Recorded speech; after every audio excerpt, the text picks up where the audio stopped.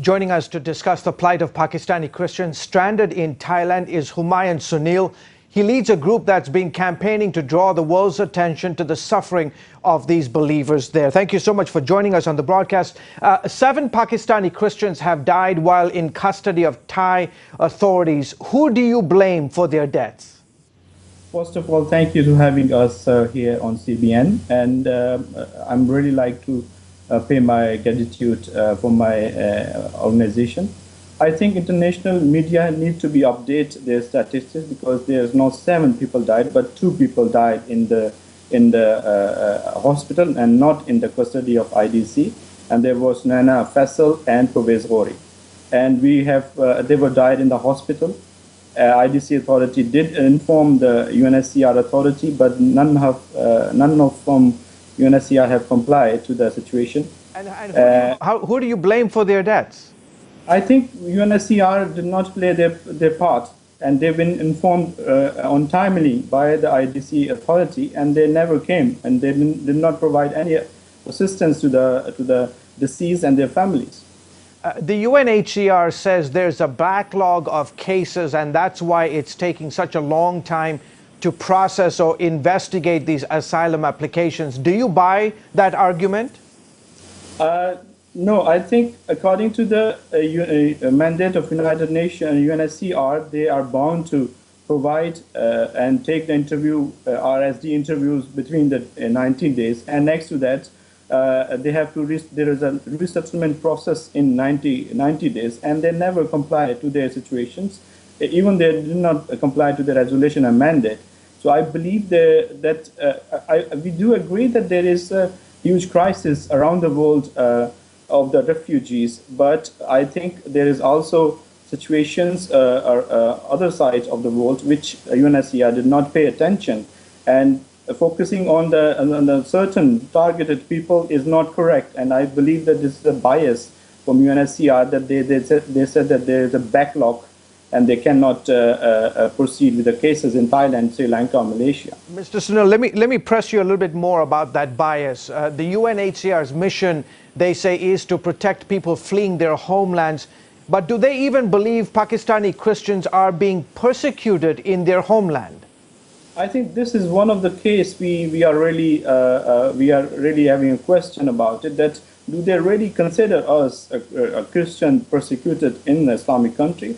And having all the evidence and the situation we've been through, I think that's not correct. They are not dealing us as a persecuted group of people from Pakistan or Muslim countries. And I think this is one of the things which they are not providing their full assistance to the Christian community of Pakistan. We know that here at CBN News, as well as your own organization, has been for several years documenting the plight of Pakistani Christians in their homeland, the cases of persecution. The United States Religious Commission that monitors religious freedom around the world has continually cited Pakistan as a nation of concern. Is it your opinion, sir, that the United Nations is discriminating specifically against Pakistani Christians? I believe so, and I think this is a really biased situation here because UNHCR do consider other faith and other persecuted group of people, and they have been adopted and they have been taken care of other countries, but they did not consider us discriminated. And I do not understand. We do not understand why they do not consider us the persecuted people. Because if you look in the history of Pakistan and you can see it, what is happening in the ground and what are the ground reality in Pakistan, and they are not. They are really clear, and everybody in the international media can see it, that there is a really plight of Christians, Pakistani Christians in the ground also. You know, over the last 4 years, the crisis in Syria, Iraq, and to a lesser extent Afghanistan has taken a lot of the media's attention. We've seen the plight of Yazidis, of Christians fleeing Iraq and Syria and other places of the Middle East. Do you feel in some ways that the plight of brothers and sisters in Pakistan has been to a large extent overlooked because of the crisis in the Middle East? I think overlook is a really mediocre word which you are using. I think they have totally forgotten us. That's what we felt also. There are people on the ground, they are suffering, and everybody knows. And as I said, that considering and targeting only certain people or certain region is not correct. It's not a really responsible and a really honest approach of UNHCR and United Nations.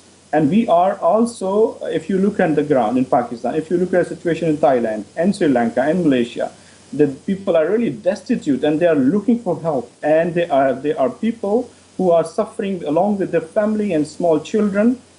And we are just surprised that there is no much attention by UNHCR to that group of people. Your group, the Farrukh Saif Foundation, has been helping. You guys are in Thailand. You are providing resources, providing food and financial help. Can you talk a little bit about how the church can help? Are Thai Christians helping these refugees? And secondly, how can the church around the world help Pakistani Christians? Farrukh Saif Foundation is the only Christian foundation on the ground in Thailand who are helping the people. And we are taking some of the help also from Thai Christians, local churches. And that is not really much. And we really need Western Christians and the churches to come along and help us. Because, you know, there are people who need houses. Houses are really expensive, and they did not bring money enough. They cannot work, so they cannot earn money. There is a shortage of food. They cannot buy their food. And then next to that, the medical tensions, the medicals, there's no insurance system. So they have to pay to the doctors or any medical attention if they need it, require. And I think churches can play their very vital role here to provide such a financial support to us and to the people who are in on ground. And I also believe that churches can also adopt and also rescue people from there. That is a situation I really like to consider, to rescue people from Thailand. And there are still more than 120 people in IDC, and they are really in a terrible situation there. And we need money and support to bail them out. And that is a situation where church can help us. And you know, Hebrew chapter, you can see it in Hebrew chapter 13, that there's a really clear that we have to consider our people and our brothers, and we have to support them. Okay, terrific. Humayun, Sunil, thank you so much for joining us on the broadcast. He works with a great organization called the Farrukh Saif Foundation in Thailand, helping these brothers and sisters who are truly stranded in a very, very difficult situation. Mr. Sunil, thank you so much for joining us on the broadcast. Thank you so much for having us. Thank you so much.